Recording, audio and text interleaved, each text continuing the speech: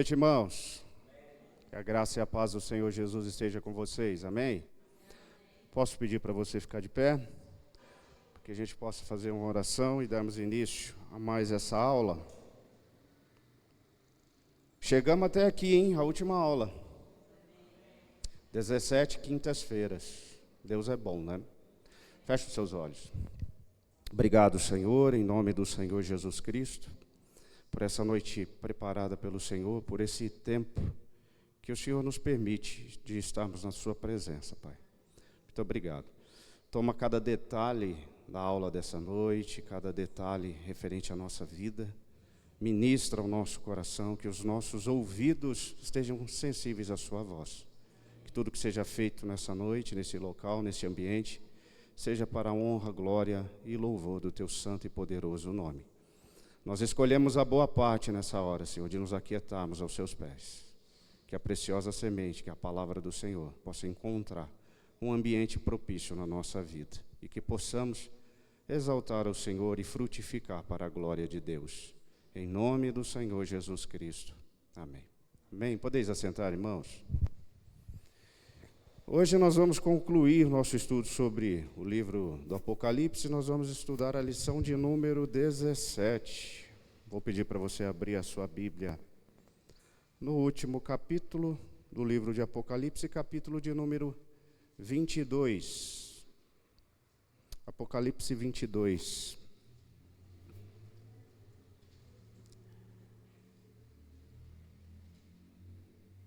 É fácil, né? De trás para frente aí. Todos acharam? A partir do versículo 7, nós vamos ler do 7 até o último. Diz assim a palavra do Senhor: Eis que venho sem demora. Bem-aventurado aquele que guarda as palavras da profecia deste livro. Eu, João, sou quem ouviu e viu estas coisas, e quando as ouvi e vi, prostrei-me ante os pés do anjo que me mostrou essas coisas para adorá-lo. Então ele me disse: Vê, não faças isso. Eu sou conservo teu, dos teus irmãos, os profetas, e dos que guardam as palavras deste livro. Adora a Deus. Disse-me ainda: Não celes as palavras da profecia deste livro, porque o tempo está próximo. Continue o injusto fazendo injustiça, continue o imundo ainda sendo imundo. O justo continue na prática da justiça, e o santo continue a santificar-se. E eis que venho sem demora, e comigo está o galardão que tenho para retribuir a cada um segundo as suas obras. Eu sou o Alfa e o Ômega, o primeiro e o último, o princípio e o fim. Bem-aventurados aqueles que lavam as suas vestiduras no sangue do Cordeiro, para que lhes assista o direito à árvore da vida e entrem na cidade pelas portas.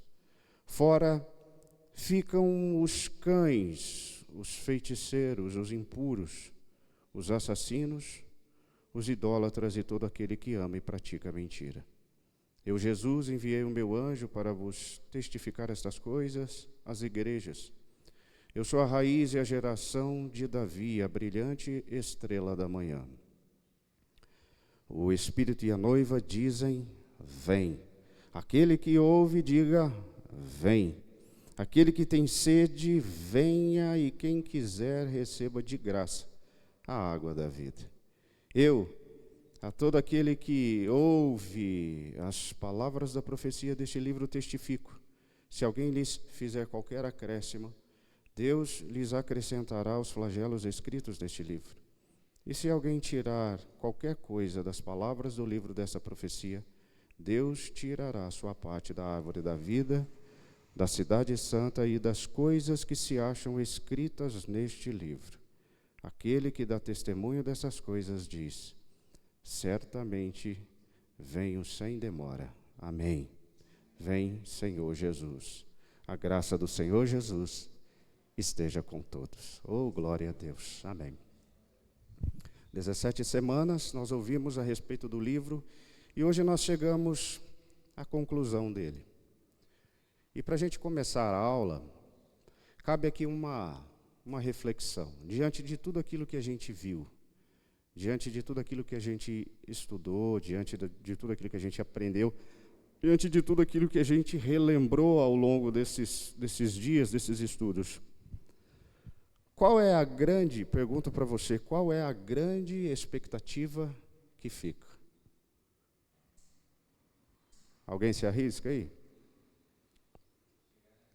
Ô, glória, muito bom. O que mais? Qual que é a grande expectativa que sobe? Você concorda comigo, à luz da Escritura, quando a palavra diz assim, que a mulher, antes de dar à luz, sente dores de parto? Não diz isso? As dores são o prévio anúncio que o filho irá nascer. Quando a gente olha para a realidade à nossa volta, aplicando essa palavra, não nos dá a impressão que a mulher já está sentindo as dores de parto? Não é? Tantos acontecimentos, sejam eles na área política, sejam eles na natureza, terremotos, vendavais. Essa semana que passou, teve um terremoto, acho que no Chile, e houve um reflexo aqui na nossa terra. Quem viu isso aí, essa matéria? O pessoal que mora... Tem alguém da Lagoinha aqui, do bairro da Lagoinha, que mora lá? A Roberta.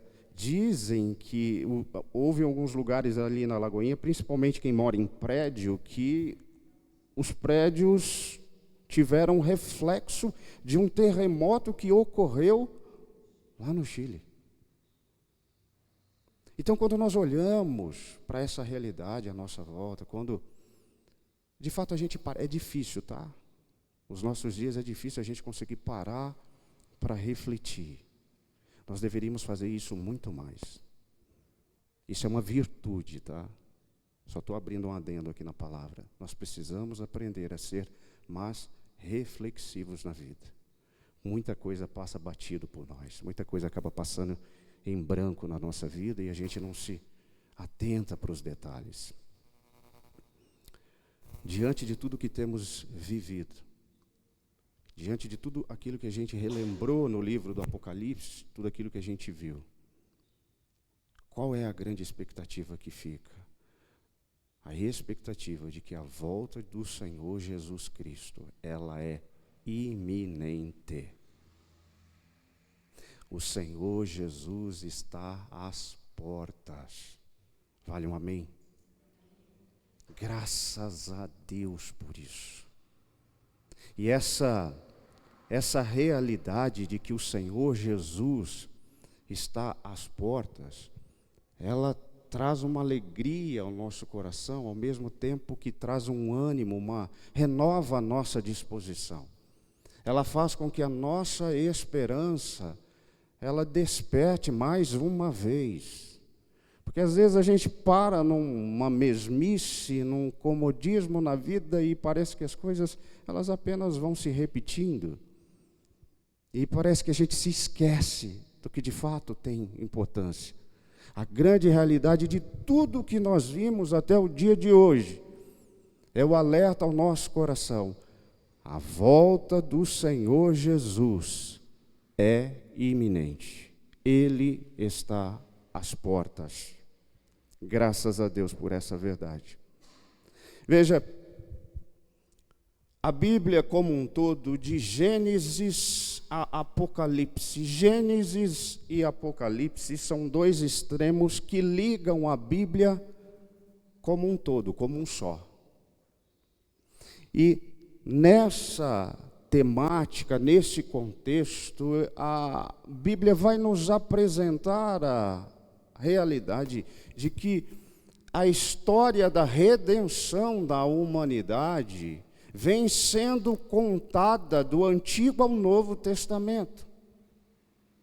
E ao longo desse percurso, ao longo dessa história, Deus vem se manifestando, Deus vem se revelando à humanidade. De que maneira Deus tem se revelado a nós? De que forma? Basicamente de duas formas. Através da sua palavra. Então Deus se revela de uma forma escrita, através da revelação da sua palavra.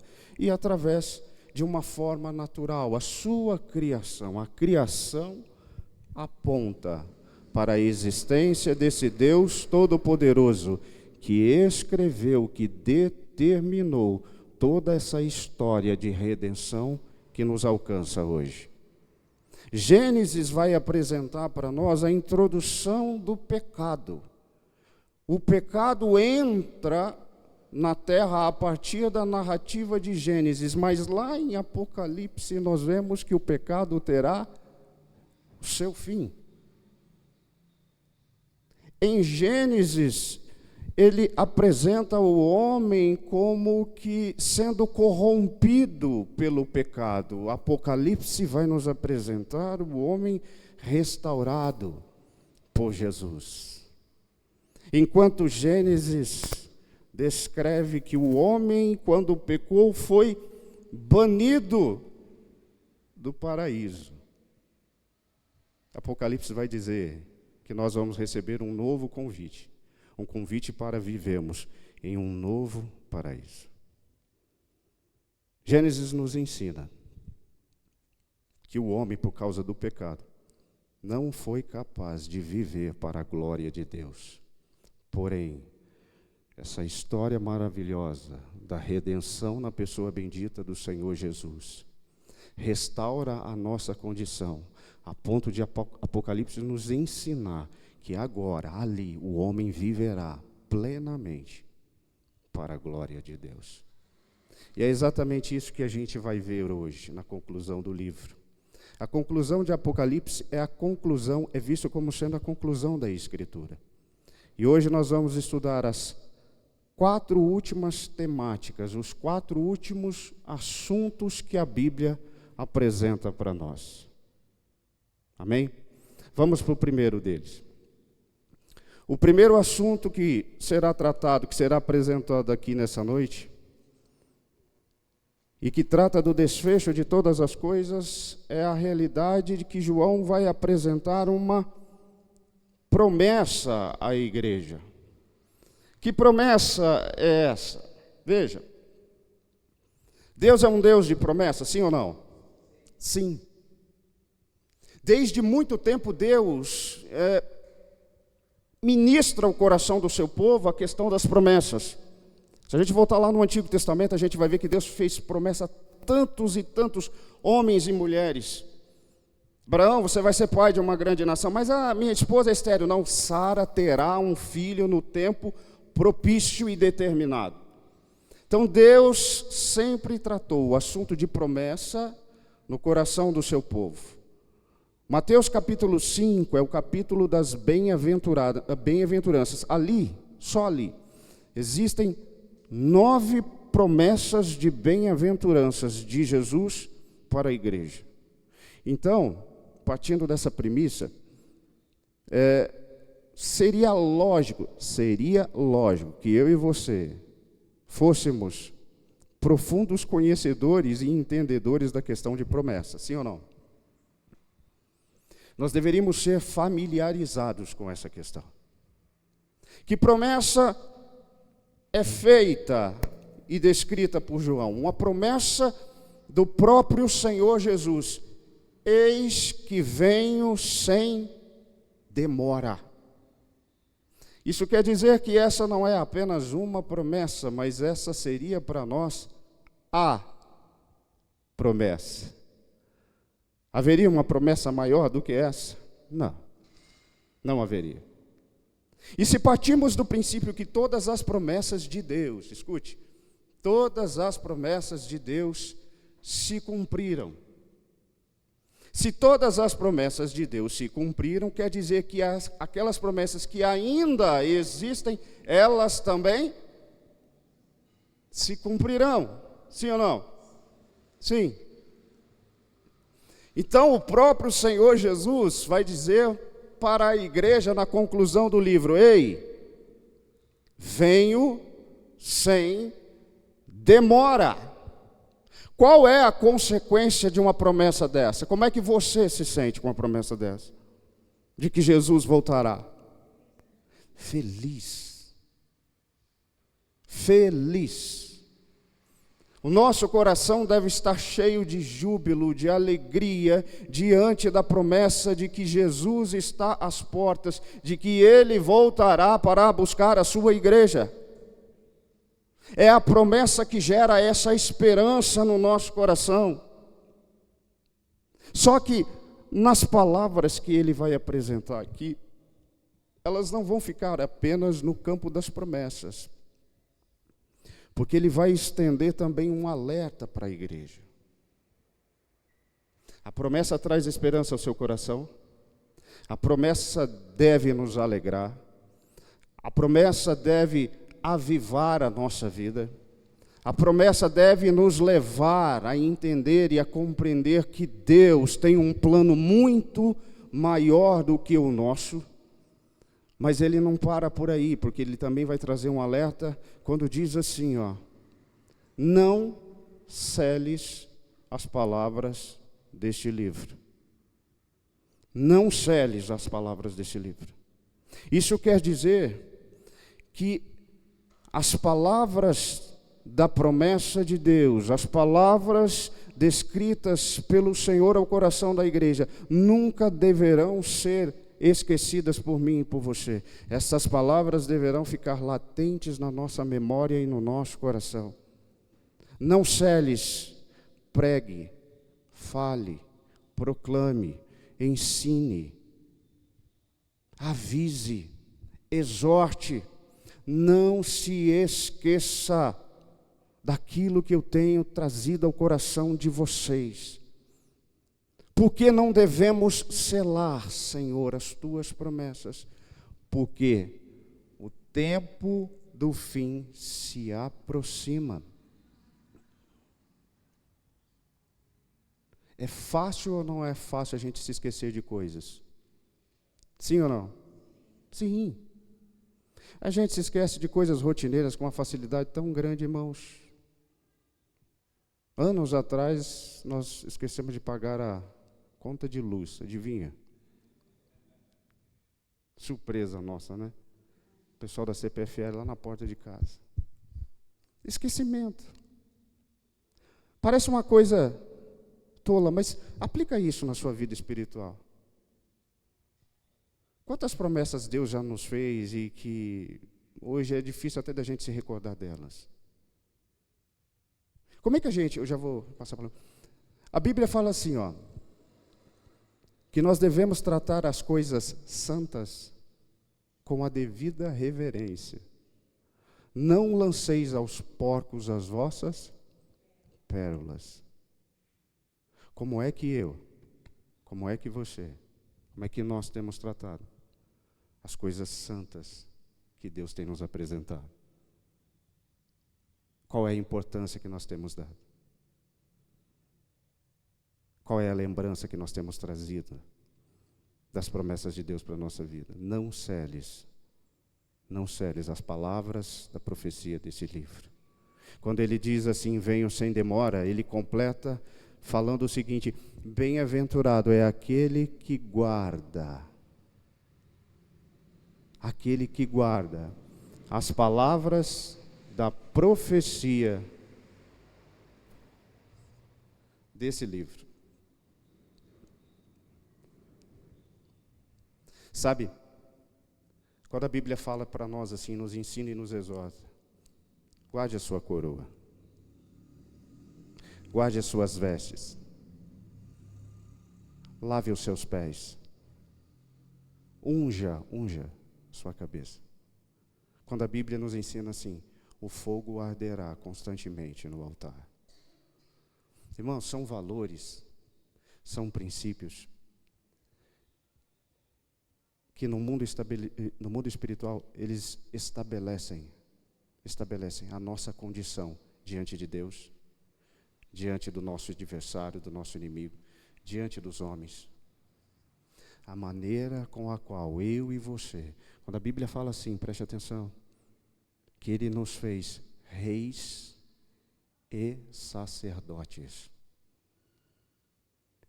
A nossa mente às vezes não alcança a amplitude do que isso de fato significa. Como é que eu, como um rei, tenho exercido a minha autoridade e o meu reinado? Como é que eu, como um sacerdote, tenho exercido o meu ministério? Bem-aventurado aquele que guarda, aquele que assenta no seu coração a promessa que Deus tem lhe feito. Fala, irmão.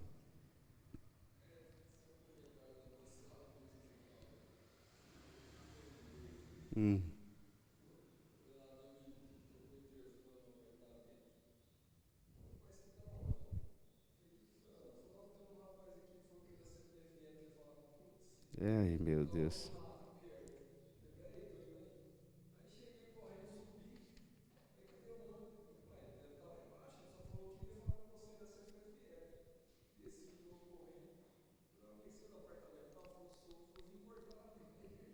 Jesus.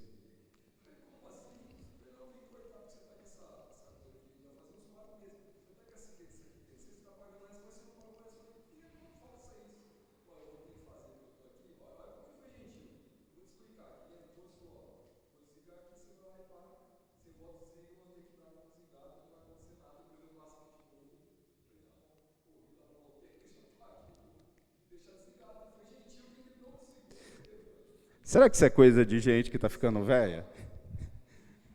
Eu tenho a impressão que é.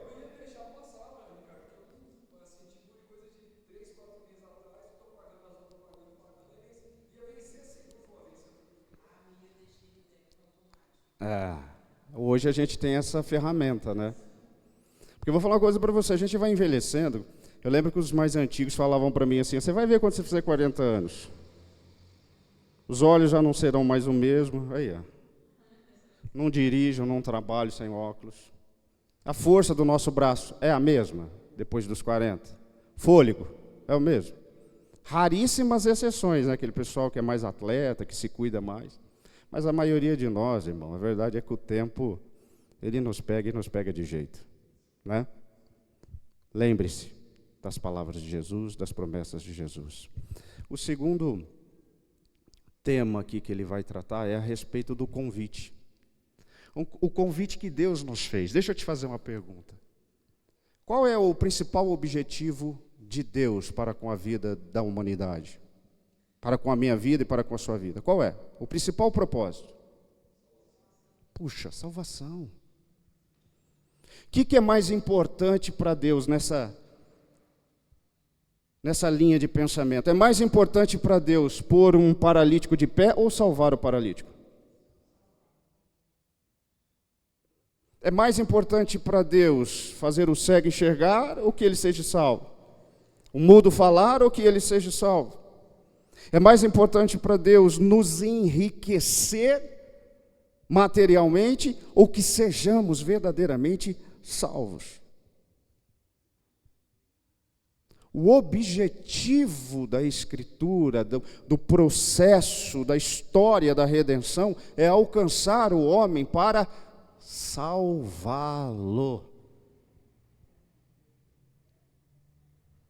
Porque nós não vamos levar nada daqui. Todas as demais coisas, e glória a Deus, Deus é tão maravilhoso, Deus é tão bondoso. Deus é tremendo. Todas as demais coisas, como diz o livro do Deuteronômio, todas essas bênçãos seguirão após ti. Tudo o demais é consequência, é o resultado de obediência, de fidelidade, é o resultado do teu esforço como homem, como mulher. É resultado, mas o primordial é a salvação. Lembra quando Jesus foi levado pelo Espírito Santo ao deserto e foi tentado por 40 dias? Lembra? Uma das ofertas do diabo para Jesus foi o quê? Se prostrado me adorares, tudo isso? E com que facilidade as pessoas trocam Deus por qualquer outra coisa. Então ele vai apresentar para nós aqui, em um dos últimos assuntos do livro, ele vai destacar o convite. Um convite que vem de Gênesis e Apocalipse. Veja, o Antigo Testamento, esse convite já era apresentado há muito tempo a todos. Lembra quando Noé vai construir a arca? O livro de Hebreus fala o quê? Que no meio daquela geração, aquele justo, ele ficava incomodado com o comportamento daqueles homens. Você já parou para imaginar? E aí é a nossa mente, que dentro do processo teológico tem a liberdade de fazer suas reflexões. Você já imaginou Noé em seus dias conversando com os demais homens, com as demais pessoas? Gente, vai chover. Deus vai enviar um dilúvio. Arrependam-se dos seus pecados. Aí nas palavras de Jesus, no seu sermão profético, ele diz assim: assim como foram nos dias de Noé. Quando os homens casavam, davam-se em casamento, sentavam-se para comer e para beber, até que veio e levou a todos. O convite é apresentado para a humanidade desde lá de trás. Quem é o profeta messiânico nas Escrituras? Isaías, pastor. Isaías. Isaías é considerado o profeta messiânico.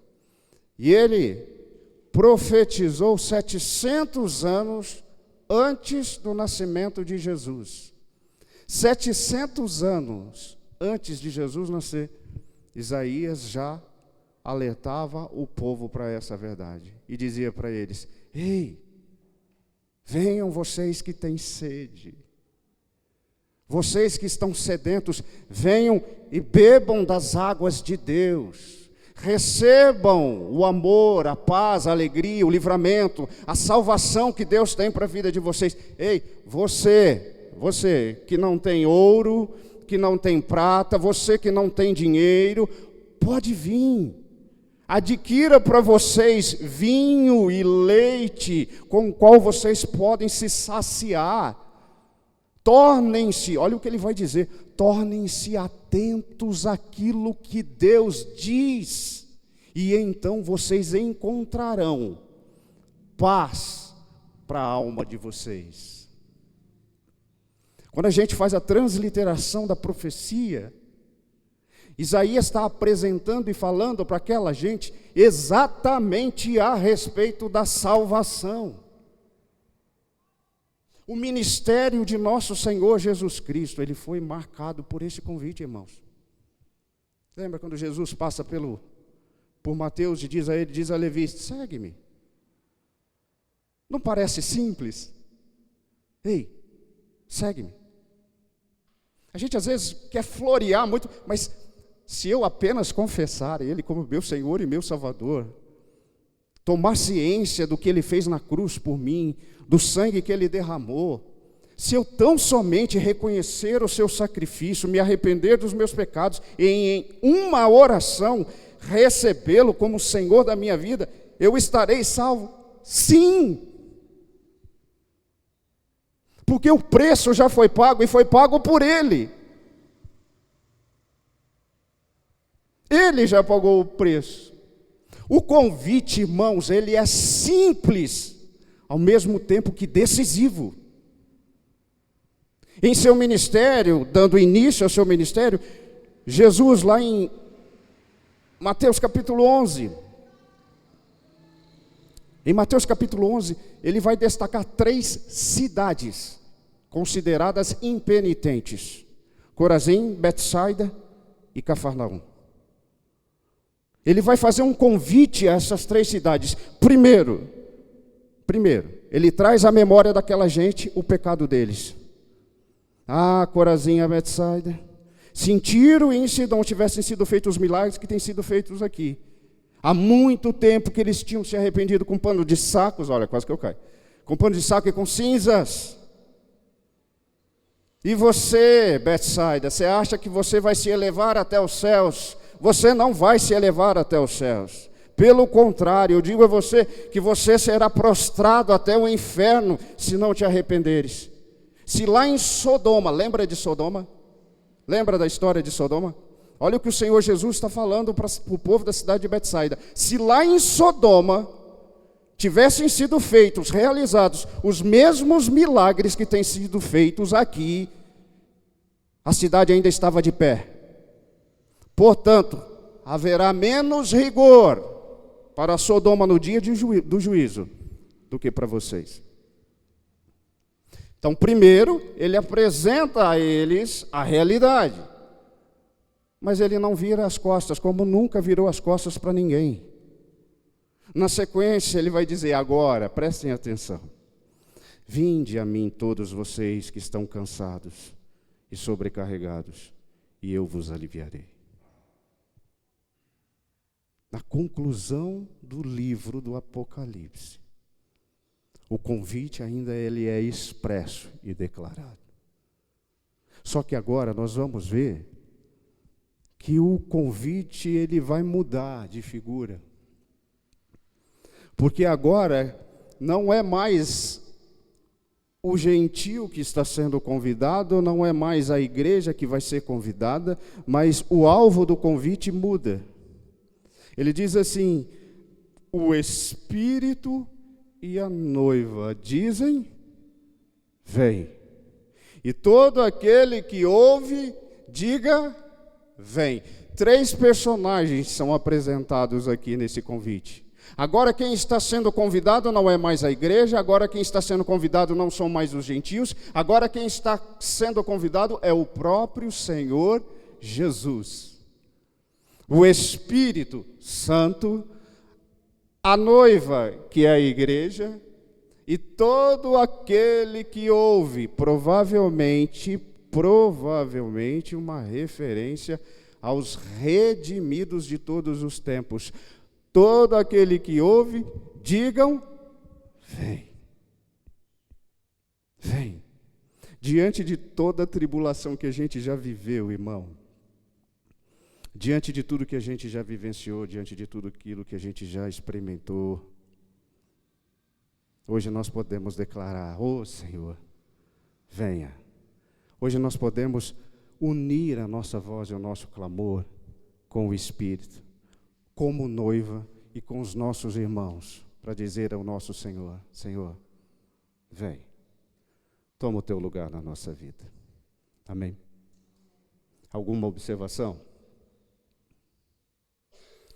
Quem aqui já viu ser realizado um culto cujo tema é esse? Ora vem, Senhor Jesus. Uma campanha de oração na igreja. Vamos orar para Jesus voltar.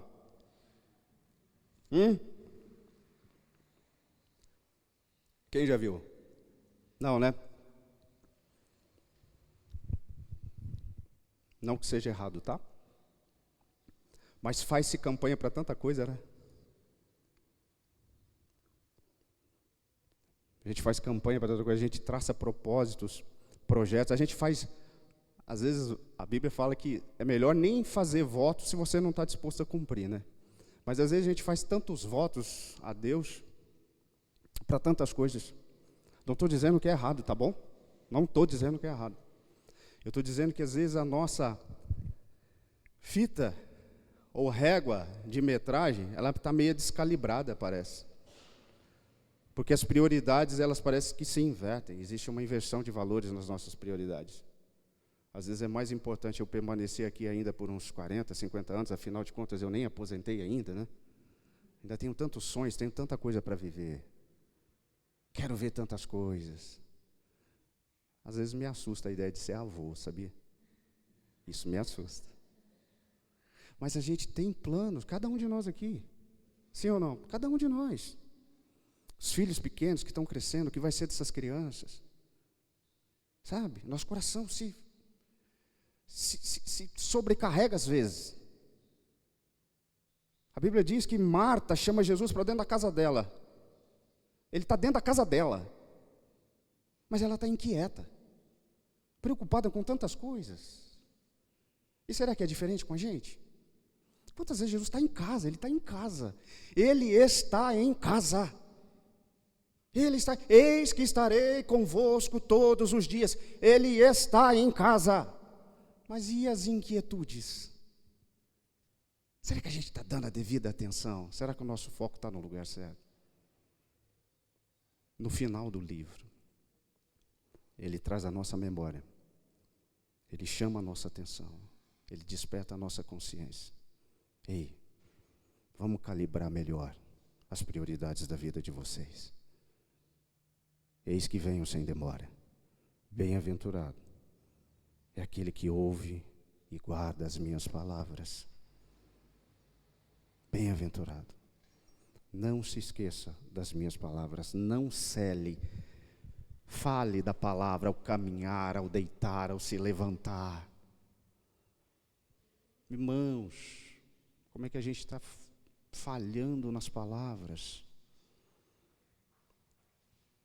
A Bíblia diz assim que o homem, ele tem a capacidade de controlar tantas coisas. Ele tem a capacidade de guiar um imenso de um navio por um pequeníssimo leme. O homem tem a capacidade hoje, trazendo para os nossos dias, alguns circos, eu não sei como é que funciona isso mais, porque há muito tempo que eu não vou, mas vocês já viram aquele negócio do domador do leão? Lembra daquela figura? O camarada consegue domar um leão, mas não consegue domar sua própria língua. O piloto do avião leva o avião daqui para o Japão, controlando o manche do avião, mas às vezes não consegue controlar a própria língua. Boa parte do que vivemos é o resultado daquilo que nós professamos. Já parou para pensar nisso? E hoje ele está dizendo para nós, lembrem-se das minhas palavras. Vamos seguir aqui. O terceiro dos assuntos que vai ser citados aqui na conclusão do livro. Então, nós vimos que o primeiro assunto é uma promessa. O segundo assunto a ser apresentado foi uma referência ao convite. E agora o terceiro assunto a ser apresentado é uma exortação. E aí é João que vai dizer: eu testifico a todos aqueles que ouvem as palavras da profecia desse livro que, se alguém acrescentar alguma coisa ao que foi escrito, Deus acrescentará a ele os flagelos descritos nesse livro. E se alguém tirar alguma coisa? Vai, me ajuda, se alguém tirar alguma coisa. Deus tirará dele a parte que lhe cabe na árvore da vida, na cidade santa e com relação às coisas descritas no livro. Por que João falou isso daí? Por que João disse isso? Veja, naqueles dias, nos dias dos apóstolos, até antes dos dias dos apóstolos, era comum os escritores colocarem em suas obras cláusulas de alerta e de cautela, com o objetivo de que a sua escritura, a sua obra, ela não sofresse adulteração. João sabia que em seus dias haviam muitos hereges, muitos gnósticos.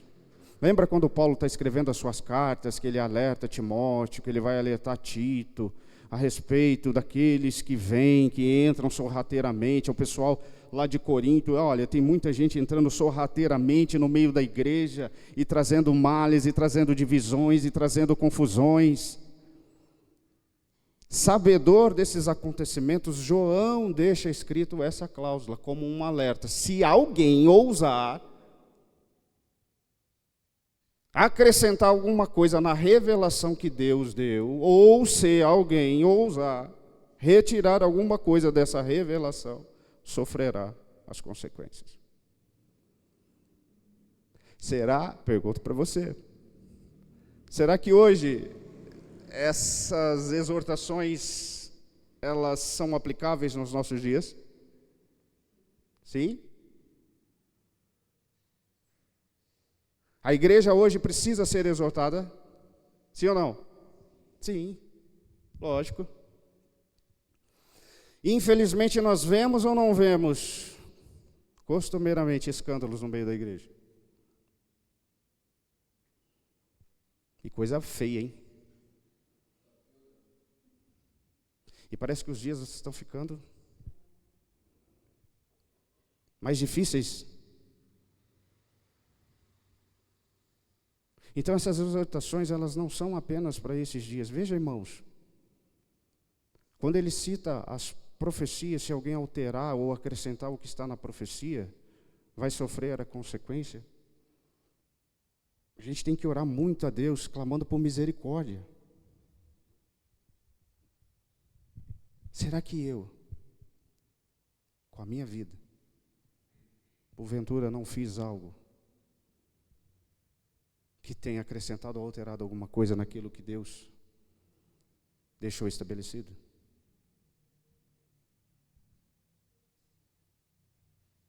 A gente tem que orar a respeito disso. Tem que pedir para Deus revelar isso no nosso coração. Nós temos que passar por um processo de reflexão. É muito bom vir aqui, ei, escute, irmão, é muito bom vir aqui e ouvir uma palavra de promessas, de vitórias, de conquistas. É muito bom, é gostoso. Mas é necessário que a gente também ouça uma palavra que nos põe sentado, que sossegue o nosso coração, que nos leve a fazer uma profunda meditação sobre a nossa vida. A gente precisa avaliar que tipo de fruta a gente está colhendo, irmãos. Como igreja, o testemunho que nós estamos dando. Como marido para minha esposa, como pai para os meus filhos. Como profissional, minha vida social aí fora. Cada um de nós aqui tem que, lembra daquele ditado, colocar a mão na consciência? Põe a mão na consciência. Nós precisamos fazer uma avaliação. Como é que a nossa vida está hoje diante de Deus? A gente às vezes passa batido naquilo que o Espírito Santo está ministrando. Nós temos o costume de achar que Deus fala no meio do barulho, da gritaria. Ah, a unção caiu, a unção derramou, e tomou a igreja, irmão. Ei, hein? Será que é isso que a Bíblia nos ensina? Não estou criticando o pentecostalismo, não estou. Nós somos pentecostais, nós cremos no batismo com o Espírito Santo, nos dons do Espírito Santo, nós cremos. A nossa raiz é essa. Eu estou falando de maturidade. Eu estou falando de formação cristã. Homens e mulheres enraizados no genuíno Evangelho de Jesus Cristo, nosso Senhor.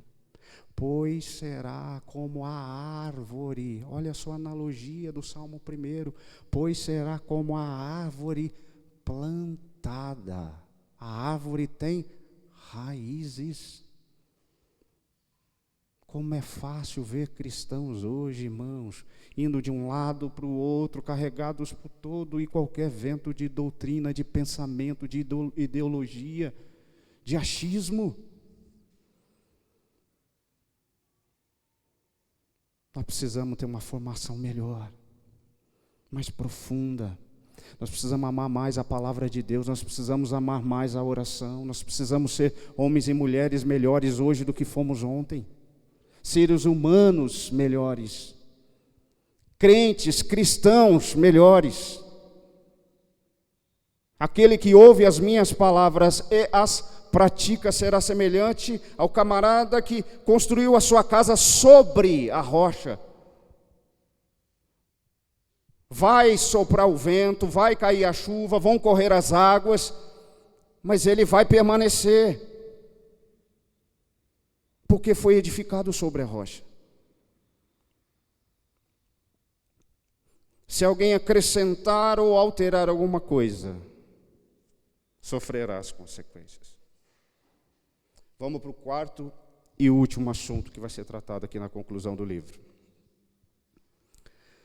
Então, os 4 temas finais. Primeiro, foi feita uma promessa, foi ressaltada a promessa. Segundo, foi ressaltado o convite. E terceiro, a exortação. E quarto e último tema que o livro vai apresentar, e é lindo e maravilhoso, é uma oração.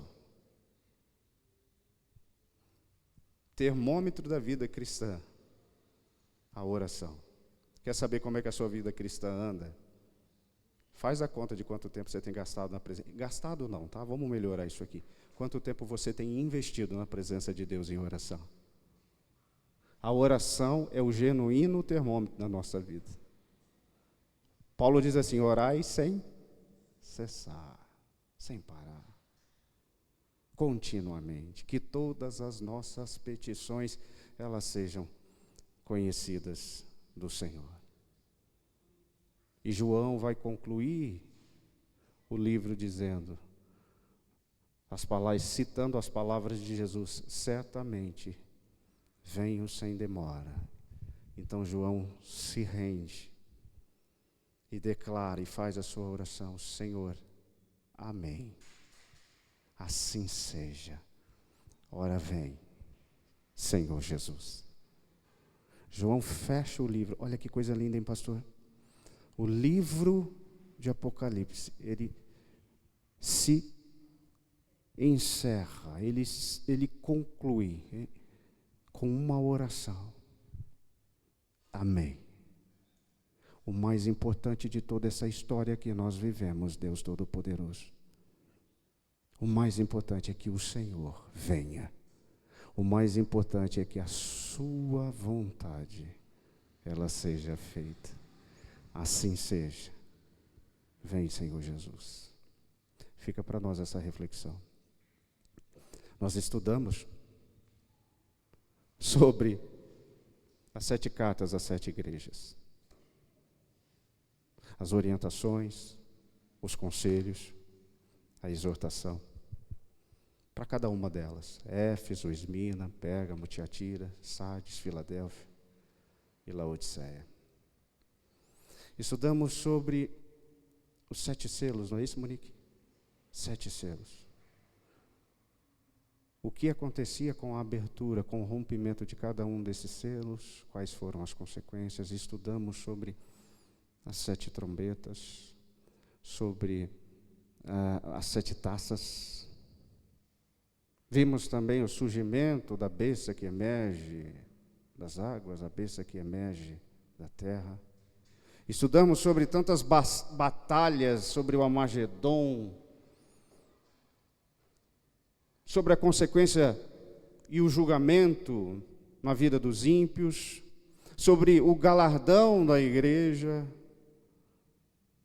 Vimos tantas coisas. E em todo esse processo, Deus ministrou o nosso coração e agora Ele encerra, dizendo para nós: orem. Vale a pena continuar orando. Vale a pena aguardar. Diante de tudo isso que você viu, aprendeu, diante de tudo isso que nós temos vivido, vale a pena continuar orando, crendo, acreditando. E o mais importante, que o alvo, o objetivo da nossa oração, o principal deles, o principal objetivo que nos move nos nossos dias, seja esse desejo real e latente pela volta de Jesus Cristo, nosso Senhor. Amém? Fica de pé. Alguém quer fazer algum comentário, alguma pergunta? Não? Pastor, faça favor, encerra para nós aqui com uma oração. Amém, irmãos? Deixa eu falar para vocês, foi bom, foi muito bom, tá? Muito obrigado. Para vocês que vieram aqui, eu vejo pessoas aqui que toda vez que eu tive a oportunidade de estar aqui também esteve presente. Obrigado pela presença de vocês, que Deus abençoe grandemente a vida de vocês.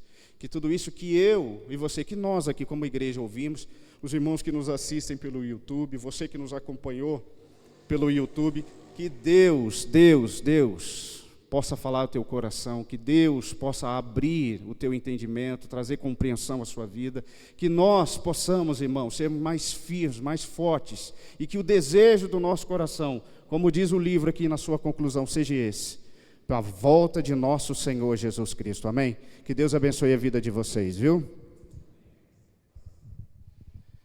Pai querido, queremos te agradecer, Pai, por esse tempo de estudo, ó Pai, por essas 17 quintas-feiras, ó Pai, que o Senhor ministrou no nosso coração, ministrou no coração da igreja, que verdadeiramente possamos firmar, ó Pai, nossa fé inabalável no Senhor Jesus, ó Pai, e que a esperança, ó Pai, de nos encontrarmos, a esperança daquele dia, seja florescida no nosso coração, ó Pai, que a cada dia mais, conforme nós vamos lendo, estudando, ó Pai, aprendendo da Tua Palavra, nós possamos nos aproximar mais de Ti, ó Deus, que possamos sair desse estudo, ó Pai, na certeza, ó Pai, que o Senhor vai voltar, porque o Senhor prometeu, é uma promessa do Senhor, nós cremos que o Senhor prometeu, o Senhor vai cumprir, Tu és fiel, ó Pai, à Tua Palavra, Deus, que nós possamos, da mesma forma, ser fiel ao Senhor, Deus, ser fiel, ó Pai, no devocional, ser fiel na oração, ser fiel, ó Pai, em buscar o Senhor, Deus, como nós aprendemos aqui, ó Pai, que nós possamos orar,